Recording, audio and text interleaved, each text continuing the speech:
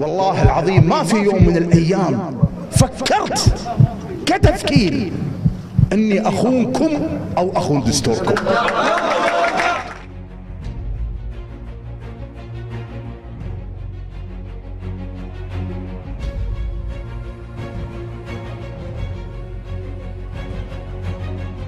هنا كانت البداية. المكان هو ساحة الإرادة. الزمان 15 من أكتوبر عام 2012. اليوم الاثنين. جموع الشعب تنتظر من ضميرها كلمات يدافع فيها عن إرادته، فوقف على المنبر في ندوة كفى عبثا وقال: باسم الأمة عندي خطاب لا خير فيها إذ لم نقلها ولا خير فيكم إن لم تسمعوها. اليوم الكويت تمر بأسوأ مراحل. ما عندنا مجال اليوم لرفاهية الفقدان، فقد طرح الكيل وفي قلوبنا قصة كبيرة تسبب لأبناء الشعب الألم، ولا نخشى سجونكم لذلك. فإذا كان السجن هو عقاب على كرامتنا فهو أشرف من الخروج، وإذا كان الضرب عقابا لنا على قول كلمة الحق فهو أقوى من بقي الضريب. طريق الحرية والعزة والكرامة هو طريقنا من أجل الكويت التي نعشق. كويت الشيعة، كويت السنة، كويت الحمر، كويت البدو، شاء من شاء وأبى من أبى. يا أخوان، أنتم ثروة الشعوب، هذه هي دورة الحياة. دورة الحياة من خلق الدنيا من أيام الرسل، أيام سيدنا محمد صلى الله عليه وسلم. صعبت الشعوب، لكن أقول لكم شنو أخطر شيء؟ أخطر شيء والكارثة أن تضعف الشعوب نفسها. يا أخواني،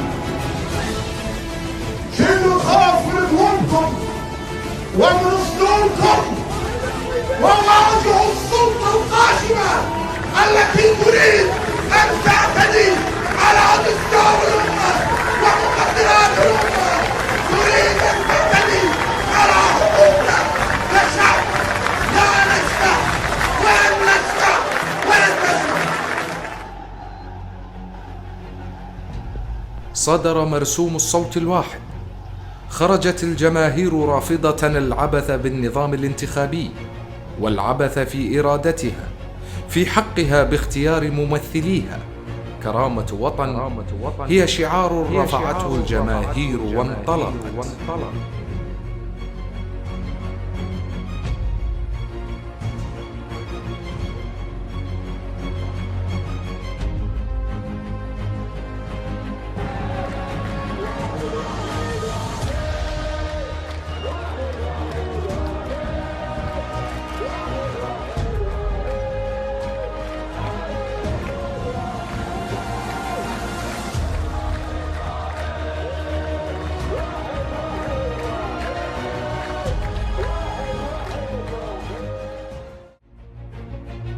قسما بالله ثم بإرادتكم لأجعل جدران السجن تضيق من مبادئي.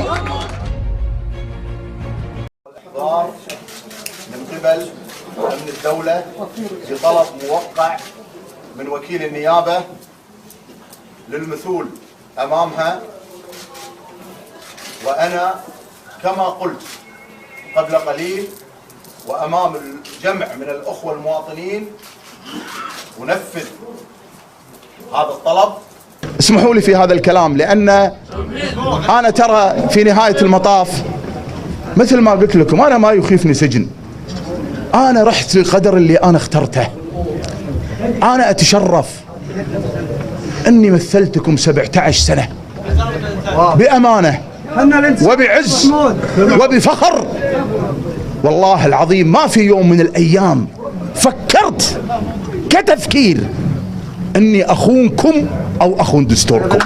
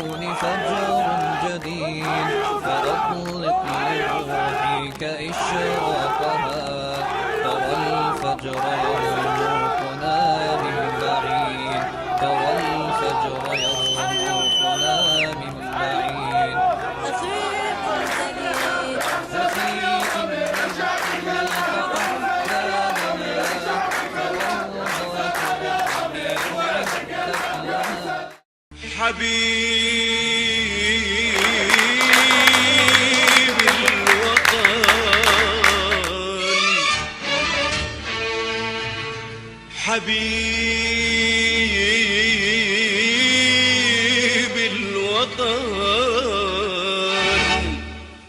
عليك السلام،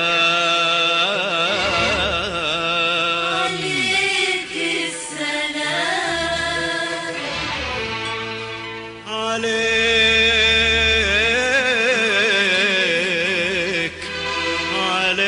السلام، عليك السلام.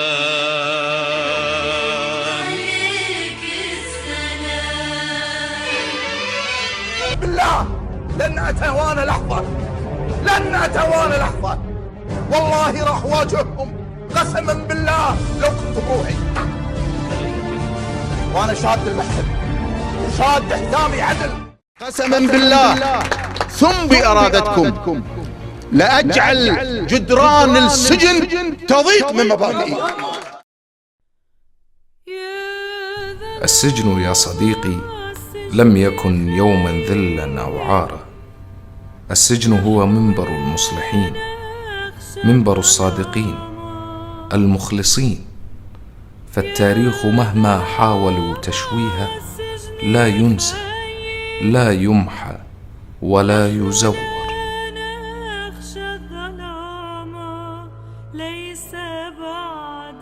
هذه البدلة اللي يتكلمون عنها واللي تطرح في إحدى الصحف الخايبة واللي الكل يعرف ارتباطها بالسلطة، هذه البدلة ترى تسوى عندي مليون بشت من البشوت اللي يلبسونها سراق المال العام، أتشرف فيها.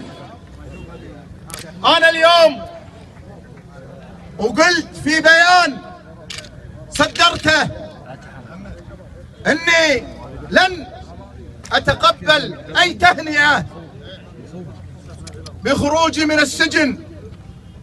أولا إذا كانت هناك تهنئة وتهاني فأنا يعلم الله أني قد أحسست فيها وذقت هذه التهنئة خلال الأيام السابقة من خلال المسيرات العظيمة. تستاهل يا محمود اللي جابت كل مناطق الكويت من صباح الناصر العبية إلى جهر الكرامة إلى صباحية العزة إلى رقة الكرامة إلى كل منطقة حرة بالكويت. قسما بالله ثم بإرادتكم لأجعل جدران السجن تضيق من مبادئي. المهم أن بأحكامهم اللي يصدرونها وعدكم وعد أنها لن تهزمني أمام نفسي. وقسما بالله ثم بإرادتكم لأجعل جدران السجن تضيق من مبادئي. وأقسم بالله أنهم لو أتوا بقضبان العالم لن يسجنوا إرادتي. نعم يسجنون جسدي، نعم يقيدون حريتي، لكن إرادتي بعد الله سبحانه وتعالى ثم إرادتكم معصي عليهم ومعصي. لا يعتقدون أنهم بسجنهم يسجنون فكرة. خطاب لن نسمح لك هو فكرة، والفكرة انطلقت وبالتالي لا يمكن سجنها. محمولا على الأكتاف، لست سارقا، حملت على الأكتاف إلى المصير الذي اخترته، وستعود بإذن الله يا ضمير الأمة محمولا على الأكتاف إلى الشعب الذي اختارك.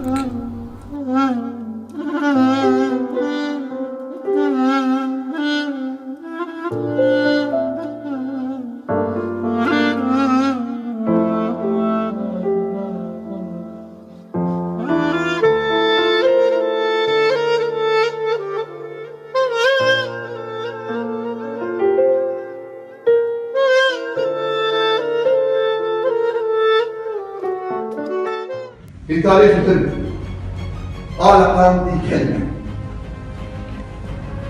لا زال صداها يتردد في ضمير التاريخ.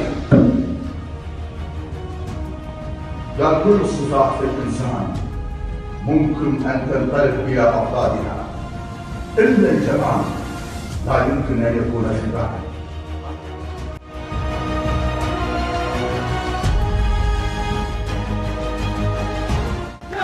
يريد مسلم المروان، الشعب يريد مسلم المروان، الشعب يريد مسلم المروان.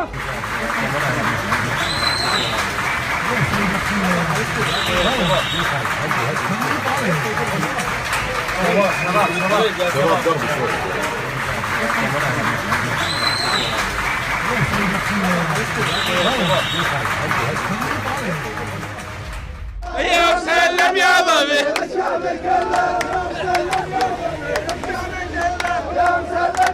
من يريد أن يقود عليه أن يضحي.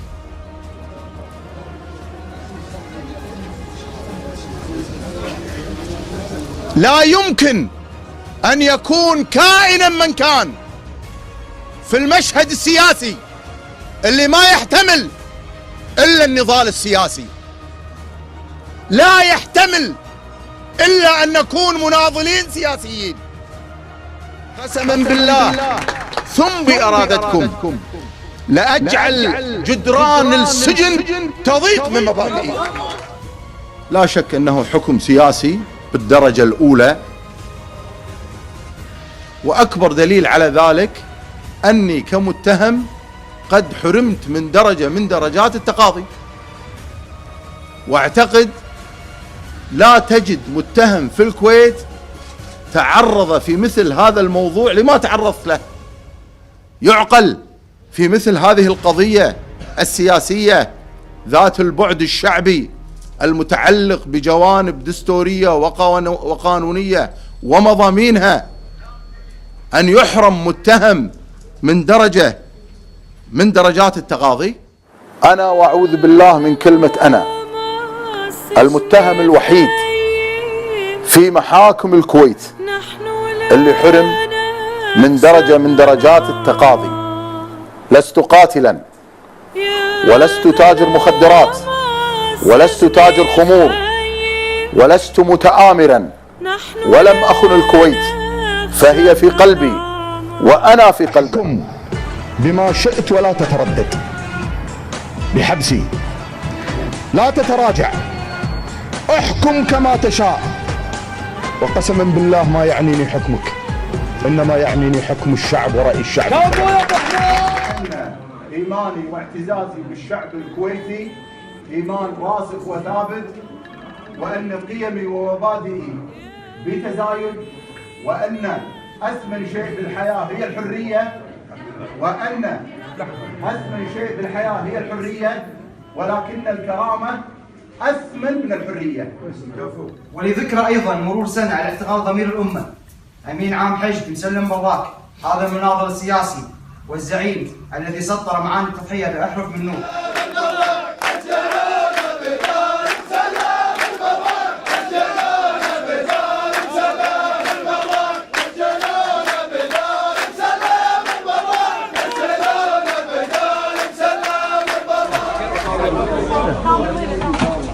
بعد وجهي وجهك والله يا بعد وجهي. أتظن أنك قد طمست هويتي ومحوت تاريخي ومعتقداتي عبثا تحاول؟ لا فناء لثائر، أنا كالقيامة ذات يوم آتي.